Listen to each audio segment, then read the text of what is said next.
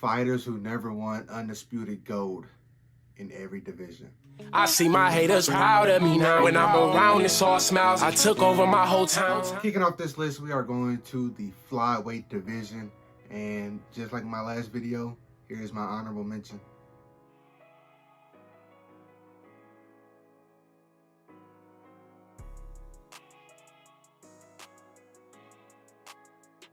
Joseph Benavidez had terrible luck.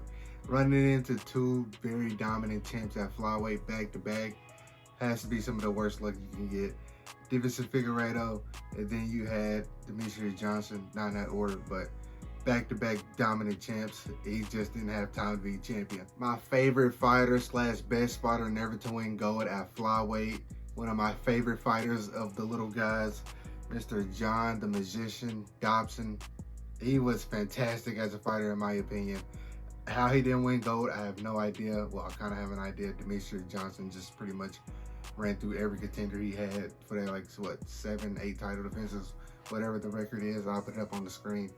But yeah, John Dobson was an absolute animal.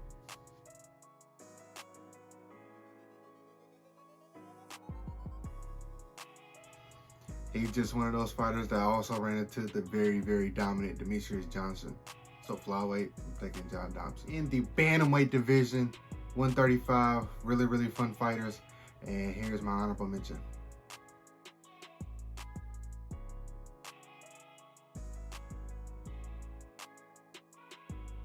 Uriah, the California Kid Faber, running into Dominic Cruz and Renan Barão, that absolutely blows back to back. I mean, he had a whole lot of chances to win titles, but he just couldn't get it done. My bantamweight fighter for this pick, Mr. Marlon Moraes. Say what you want to say. He has 2 wins over considerably 2 of the better 135-pound fighters to ever live. And, well, Jose Aldo's came down from 145 and he got a win there. But he also has a knockout win over Aljamain Sterling, which was absolutely nuts. That's one of the few times we've seen Aljo get absolutely flatlined. And I think that's the only time that's off my head.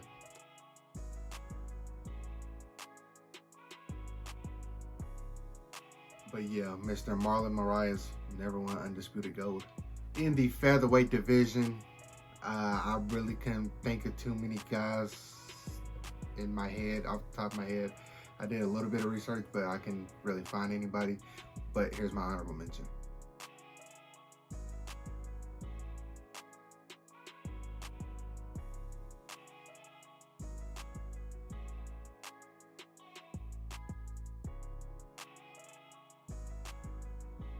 I know that's probably not going to be a popular pick, Mr. Ricardo Lamas. A lot of people probably don't know him, but he does have a win over Charles Oliveira, which is very, very impressive. That win has aged like fine wine. If I know, this was when Oliveira was going through that stage where he was kind of ass.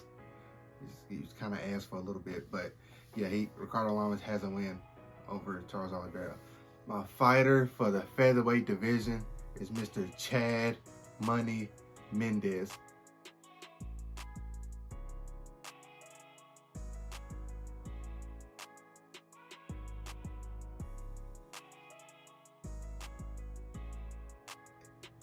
I feel like if Jose Aldo didn't exist when he existed, Chad Mendes probably would have ran through the division the way Jose Aldo ran through the division. That's just my opinion. And he had, what, 3 total title shots, an interim title shot with Conor McGregor. He lost that also.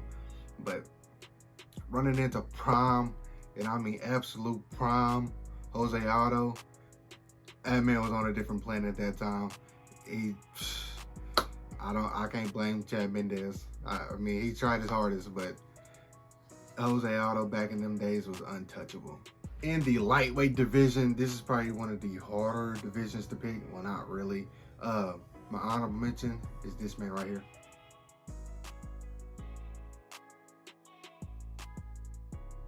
Tony El Kakui Ferguson. He had that very, very long streak. I'll put it up on the screen, however many fights it was. He had, what, 3 or 4 fight cancels with Khabib to get his opportunity to be an undisputed champion. Do I think he wins that? Absolutely not. Looking back at it, Khabib probably starches that man. but it would have been fun to see when Tony was in his prime. Now Tony's on a 6-7 fight losing streak, and it's getting pretty bad. I mean, the man just lost to Paddy the Baddy. So if that tells you how his career is going right now, hopefully he retires, but that's not the point of this video. Honorable mention, Tony Ferguson. Might be a little bit of recency bias. Might be me looking past what he can do, what he can still do in this division. I am taking the Diamond, Mr. Dustin Poirier, to be my fighter who never won gold at 155 pounds.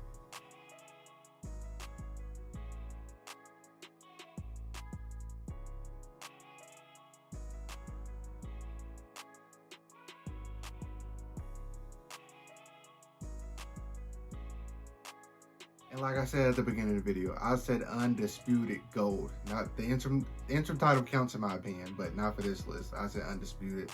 That means there's no 1A and nothing like that. He's the only champ. He hasn't had that yet. Now, can he do it? Very possible.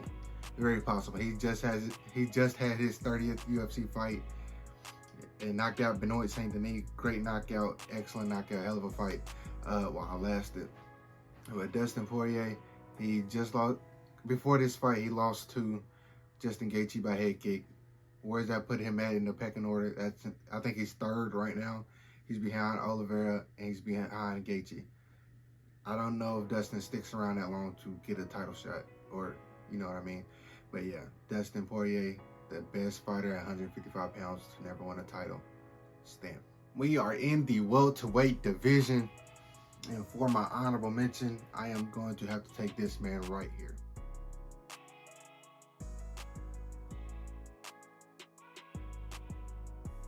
Carlos, the natural born killer Condit. He was a very, very exciting fighter. Very, very exciting fighter. His knockout over Dan Hardy is still one of the knockouts that people see on the highlight reel whenever they look up YouTube, or when they look up on YouTube, UFC highlights, UFC knockouts. This right here is one of the better knockouts I've seen. But if that being said, his fight against GSP,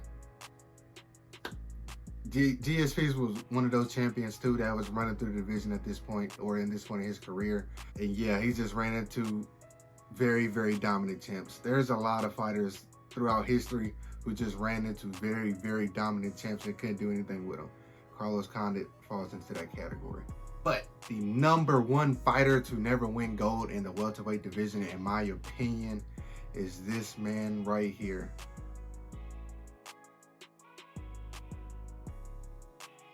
Rory McDonald. He had an all-time classic with Robbie Lawler. I think it was, what, the 4th or the 5th round? That absolute war. Now, the fight did start off a little slower, but it's either the 3rd or the 4th round. Because going into the 5th, Robbie finished him, and that was a great fight all around. That's one of those fights where if you want to have a UFC, if you got a new person want to be a UFC fan, you show them that fight. You show them that fight, and maybe the tough fight with Griffin and Stephan Bonner. Griffin, yeah, those two. Those are the 2 fights you show, in my opinion. Those 2 fights will make a fan out of anybody, in my opinion. But yeah, my guy Roy, I think he also left the UFC a little soon. If he would have stayed, he probably would have picked up the strap eventually. Because who was left? Or who was the champion after that? I don't know. I'll put it up on the screen. But I feel like if Roy McDonald would have stayed instead of going to Bellator, he could have had a shot at being a champion a couple years down the road. What do you guys think? Let me know. In the middleweight division, my honorable mention is this guy right here.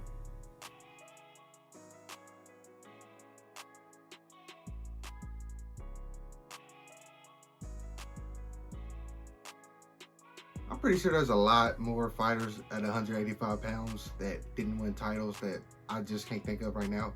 But Gegard Mousasi, I feel like the dream catcher, he had all the tools in the wrong time. And if you drop a prime Gegard Mousasi into this day and age MMA, I feel like he's very, very good in the UFC. I think he blends in really, really well with the 185 pounds of today. Back then, I don't know why he couldn't get it done. He just couldn't. He's also one of those fighters who I just think left the UFC too early. Well, he left I'm gonna put the win streak on the screen. He left on a very, very good win streak. He proved that Uriah Hall knockout loss was a fluke. First round finish on a rematch. Gegard Mousasi could have been one of the better champs if he would have stayed and the UFC would have treated him right and paid him. I believe that 110%. But my number one fighter, in my opinion, to never win a championship in the 185-pound division is Dan Hendo Henderson. That man possessed a Category 5 hurricane in that right hand, the H-bomb. It was absolutely nuts. But I will say this, his knockout over Michael Bisping will forever live on the internet, and it'll forever be on highlight reels across time.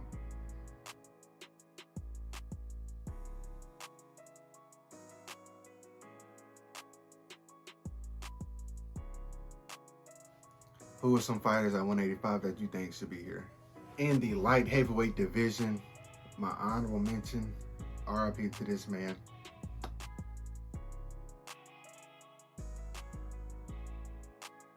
Anthony Rumble Johnson, one of the most exciting fighters to ever grace this planet. That man's gone way too soon, but his career spoke for itself. A whole lot of knockouts over some really, really good fighters. He just ran into the second best light heavyweight champion that the UFC has ever seen in Daniel Cormier. He had to run into him twice, and it produced the same results. But I will say, if DC didn't have the strap, John Jones didn't have the strap, Anthony Johnson is the champion in that era. I'm telling you, that man was an absolute problem. He hit so hard. Like, hold on, let DC tell you. Walk back, Anthony Johnson was big, bro, like a big, strong dude. He came back, he hit me. I flew all the way across the octagon. I hit the ground on my stomach. I was like, holy shit, I'm on my stomach. He hit so hard, man. It's crazy that we want to see him compete or hear him talk about MMA ever. But yeah, I know. Let's move on. The best light heavyweight never to win a title, in my opinion, Alexander the Mauler Gustafsson.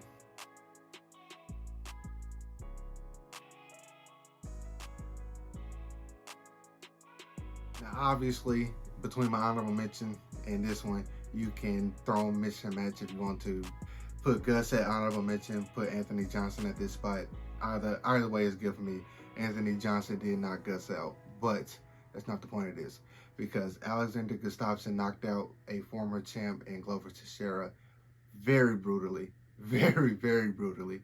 That's still one of the wildest combinations I've ever seen. If you're not John Jones, Daniel Cormier, or Anthony Johnson, he's the best light heavyweight on the planet, which makes him fourth. Which in almost any other thing, if you're the fourth best player, if you're the fourth best person on the planet, that's a hell of a job. But UFC, they don't have fourth place medals. But Alexander Gustafsson is my best light heavyweight to never win a title. I'm not gonna lie, looking at the heavyweight division, it was kind of hard for me because a lot of them have won UFC Undisputed titles. But with that being said, here's my honorable mention.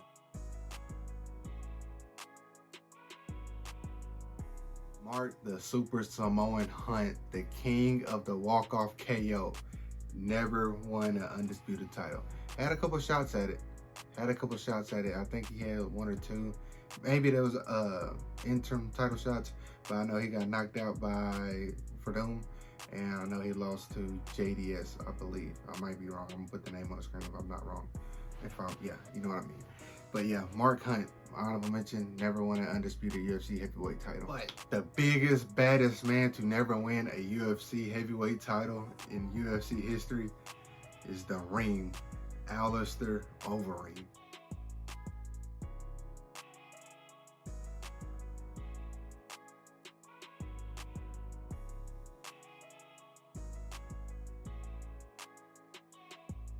This man has so many wins. I think it's in the 40s, and I want to say at least 30 of them is quality opponents. I mean, he has a knockout win over a current top heavyweight contender. If that tells you how long he was fighting elite level fighters, he just couldn't get it done. I mean, he had Stipe rocked early in their fight, got knocked out brutally in that fight. His head was bouncing off the canvas, which was a pretty bad visual. Francis Ngannou caught him with the uppercut from hell. That wasn't a title fight, but that's a highlight reel, and he couldn't get past him. He whooped Jorginho Rozenstruik ass for, I want to say, 3 to 4 rounds, and got caught in the last 5 seconds, 10 seconds, and got knocked out cold. But that's gonna do it for today's video. If you liked it, make sure you like, comment, and subscribe. I appreciate that a lot. Let me know who y'all would change in these, who you would add to this. Yeah, I'm pretty sure it's gonna be a pretty fun conversation down in the comments. Like always, be good people. Peace.